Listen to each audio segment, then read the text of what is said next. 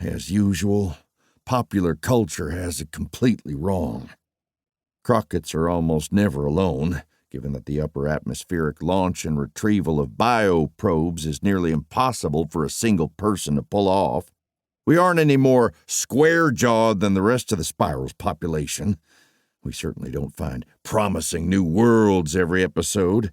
The pirates know we don't have anything worth stealing, and the claim jumpers don't show up until a report and claim have actually been filed. And as for the tedium, the Ruth gave another violent lurch, this one throwing me hard enough against my straps to leave bruises and jolting me out of the tangent line of thought the previous lurch had jolted me into. "Selene!" I shouted toward the intercom. "I know!" she called back, her normally soft and delicate Kadolian voice strained almost beyond recognition. "I don't know where this turbulence came from. There was nothing showing until it was right on top of us." "Never mind how it got here," I called back, setting my teeth as another gust of wind sent the Ruth skittering a few degrees to port side. Our 2 bioprobes were on their way up, and unless we did something fast, they were going to run smack dam into this mass of swirling air. The little torpedo-shaped gadgets weren't all that delicate, and while the air at this altitude wasn't dense enough for even the mightiest gusts to damage them, it was more than powerful enough to blow them way and hell off their pre-programmed courses. With their fuel tanks running toward dry, it wouldn't take much of a delay to send them angling away and then plunging them and their hard-won samples to the surface far below. But as my father used to say, teaching the dog to fetch usually takes longer than just getting the darn thing yourself. "I need you to run us a 60-degree down pitch," I told Selene, eyeing the status board and doing a quick mental calculation. "Keep us on that vector for 80 seconds, then pull up level again. Got that?"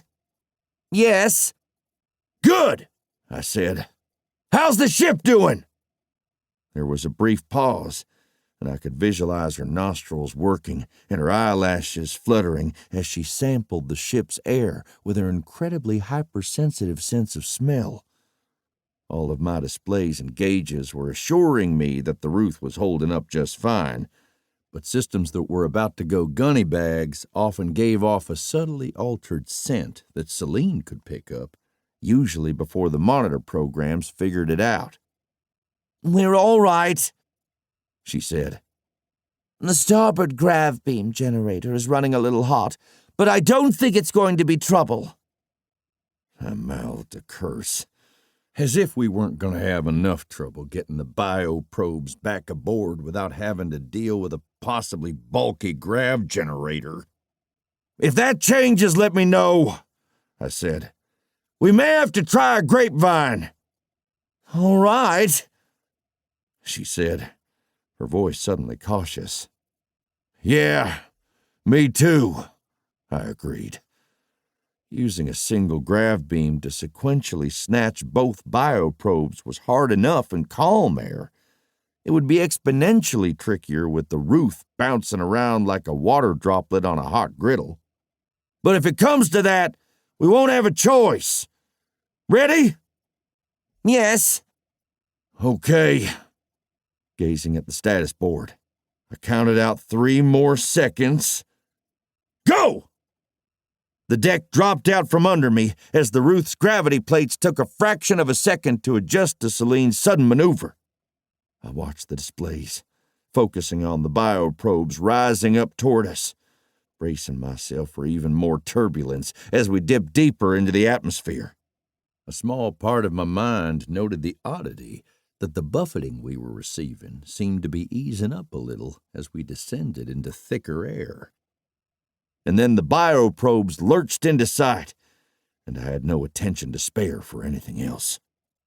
I watched as the Ruth's computer pinged the probe's transponders and locked on the tight core grav beams. The starboard grav generator was still holding on, with no indication of imminent failure. Both bioprobes were angling up toward the Ruth now. Without warning, the port side probe gave a violent twitch, twisted out of the grav beam's focal point and disappeared back into the swirling air below us.